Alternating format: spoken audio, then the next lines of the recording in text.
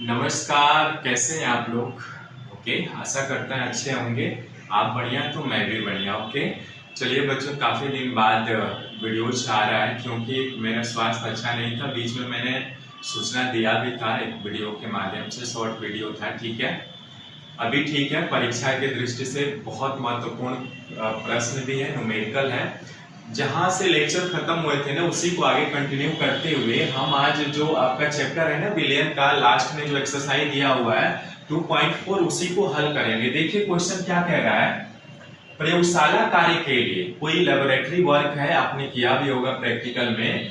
लाया जाने वाला सांद्र नाइट्रिक अम्ल यानी कंसंट्रेटेड जो नाइट्रिक एसिड होता है ना बच्चों, जो लैब में रखे होते हैं, वो 100% कंसंट्रेटेड नहीं होते हैं, उसको डाइल्यूट करके रखा जाता है। ठीक है, तो वही चीज कह रहा है कि यहाँ पर प्रयोगशाला कार्य के लिए प्रयोग में लाने जाने वाला सांद्र नाइट्रिक अम्ल, द्रव्यमान की दृष्टि से नाइट्रिक अम्ल का 68% जलीय विलयन है। इसका मतलब ये हुआ कि जब डाइल्यूट करके रखा जाता है यानी पानी मिला करके रखा जाता है, ठीक है, तो जो जलीय एक्वस सॉल्यूशन है उसमें नाइट्रिक एसिड की मात्रा कितनी है, 68 ग्राम है। और पूरे सॉल्यूशन का जो मात्रा है, मास है, वो कितना होगा, 100 ग्राम्स होगा। क्योंकि ये शुरू में ही बोल रहा है 68% नाइट्रिक एसिड है, बाकी आपका क्या है, जलीय विलयन है। तो 100 ग्राम के जलीय विलयन में 68 ग्राम क्या है, नाइट्रिक एसिड की मात्रा है। बच्चों ध्यान रखिएगा। उसके बाद कह रहा है यदि इस विलयन का डेंसिटी दिया हुआ है, डेंसिटी यदि दिया हुआ है तो डेंसिटी बराबर क्या होता है, हम जानते हैं, कमेंट्स में बताइए, द्रव्यमान बटे आयतन होता है ना। तो यहां से हमें यदि द्रव्यमान पता ही है और आयतन हम निकाल सकते हैं क्योंकि घनत्व भी दिया हुआ है। तो आयतन क्या चाहिए, हमें लीटर में चाहिए। क्यों चाहिए, क्योंकि अम्ल के जो ये लैब में काम किया जा रहा है, इस नमूने की मोलरता निकालनी है, यानी मोलैरिटी निकालनी है, जो हमने पढ़ा था। मोलैरिटी कैसे निकालते हैं, क्या होती है मोलैरिटी, जो मोलों की संख्या बटे आयतन लीटर में होता है ना। ठीक है, तो उसी आधार पे हमें इसको हल करना है। सबसे पहले क्या दिया हुआ है वो लिख लेते हैं। देखिए क्या दिया हुआ है, मास ऑफ HNO3 कितना दिया गया है बच्चों, 68 ग्राम है ना। लेकिन जो मास ऑफ क्या है, यानी मास ऑफ सॉल्यूशन कितना है, 100 ग्राम्स है ना। तो अब चूंकि 68 ग्राम दिया हुआ है और हमें क्या चाहिए, मोलरता निकालेंगे, मोलों की संख्या निकालनी होगी। तो मोलों की संख्या कैसे निकालते हैं, भार बटे अणुभार से निकालते हैं ना। मोलों की संख्या बराबर, आप जानते हैं कि भार बटे अणुभार होता है ना, मोलों की संख्या बराबर। तो मोलों की संख्या निकालने के लिए भार तो दे दिया है, हमें अणुभार चाहिए यानी मोलर मास चाहिए। तो मोलर मास किसका चाहिए, नाइट्रिक एसिड का, इसलिए मोलर मास ऑफ HNO3 का कैसे निकालेंगे, हाइड्रोजन का एटॉमिक वेट कितना होता है, 1 होता है, प्लस नाइट्रोजन का कितना होता है, 14 होता है, और एक ऑक्सीजन का 16 होता है। 3 ऑक्सीजन है तो 16 या 48 हो जाएगा, है ना। यानी ये कितना हो जाएगा बच्चों, देखिए 8 4 12, 1 13 के 3, हासिल 1 4 1 5 1 6, यानी 63 है ना। 63 यूनिट्स होगा बच्चों। ठीक है, अब यहाँ पे हमें क्या निकालना है, चूंकि हमें सबसे पहले मोलों की संख्या, तो मोलों की संख्या बराबर क्या होगा, भार बटे अणुभार है ना।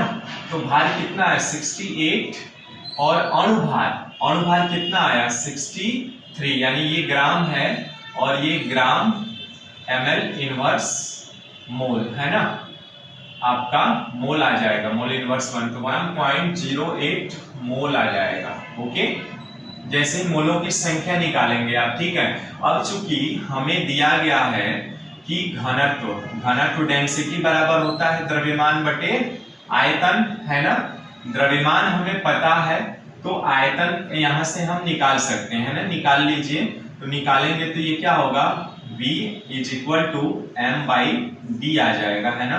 अब देखिए यहाँ पे द्रव्यमान कितना निकाला है आपने, द्रव्यमान जो है वो कितना निकाला है बच्चों आपने, 100 ग्राम है ना।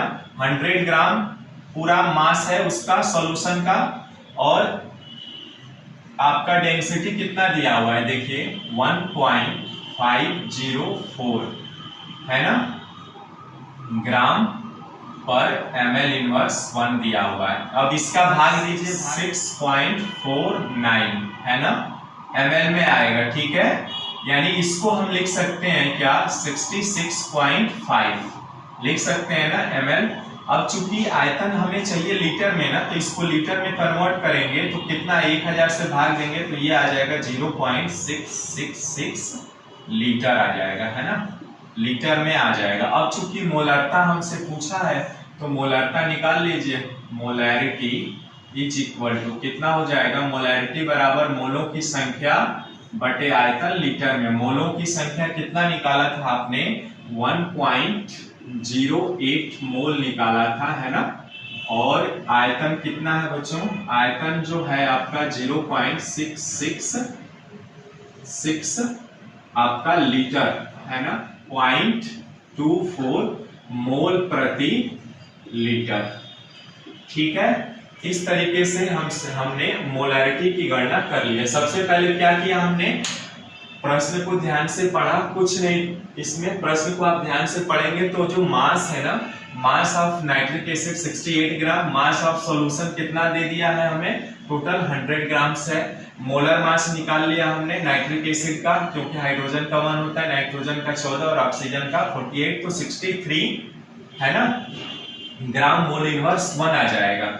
एन मोलों की संख्या बराबर क्या हो जाएगा, भार बटे अणुभार, भार है नाइट्रिक एसिड का कितना है 68 ग्राम, और अणुभार कितना आया 63 ग्राम मोल इनवर्स 1, यानी ये भाग देंगे तो ये आएगा 1.08 मोल आ जाएगा, ठीक है। ऐसे ही डेंसिटी बराबर चूंकि दिया हुआ है हमने, डेंसिटी बराबर इतना, तो डेंसिटी बराबर होता है द्रव्यमान बटे आयतन, यानी यहाँ से आयतन का मान हम निकाल सकते हैं द्रव्यमान बटे घनत्व। द्रव्यमान टोटल सॉल्यूशन का द्रव्यमान कितना है 100 ग्राम्स है, 100 ग्राम्स लिख लिया। घनत्व कितना है 1.504 ग्राम पर ml इनवर्स 1, इसको भाग देंगे तो ये 66.5 ml में आएगा, यानी चूंकि हमें मोलैरिटी निकालनी है तो लीटर में चाहिए आयतन, इसलिए हमने क्या किया 1000 से भाग करा दिए, 1000 से भाग देंगे तो ये आ जाएगा 0.666 लीटर। अब चूंकि मोलैरिटी पूछा था हमसे तो मोलैरिटी बराबर होता है मोलों की संख्या बटे आयतन लीटर में। मोलों की संख्या आपने अभी निकाला था 1.08 मोल बटे आयतन लीटर में 0.66 लीटर हुआ, भाग देंगे तो ये आ जाएगा 16.24 मोल प्रति लीटर। ओके, इस तरीके से आप आसानी से हल कर सकते हैं आपका एक्सरसाइज का 2.4 का क्वेश्चन। ओके, मिलते हैं फिर नेक्स्ट वीडियो में। यदि आप चैनल पर नए तो प्लीज चैनल को सब्सक्राइब, लाइक और शेयर करिएगा, साथ में घंटी का आइकन जरूर दबाइएगा बच्चों। ओके, हमें भी सपोर्ट करिए, आपके परीक्षा की दृष्टि से बहुत जल्द इंपॉर्टेंट क्वेश्चंस लाने वाला हूँ, थोड़ा सा वेट कर लीजिए, बस आ ही जाएगा, ठीक है, लेकर आऊंगा, अनाउंस भी कराऊंगा, ठीक है। Okay, thanks for watching this video, नमस्कार।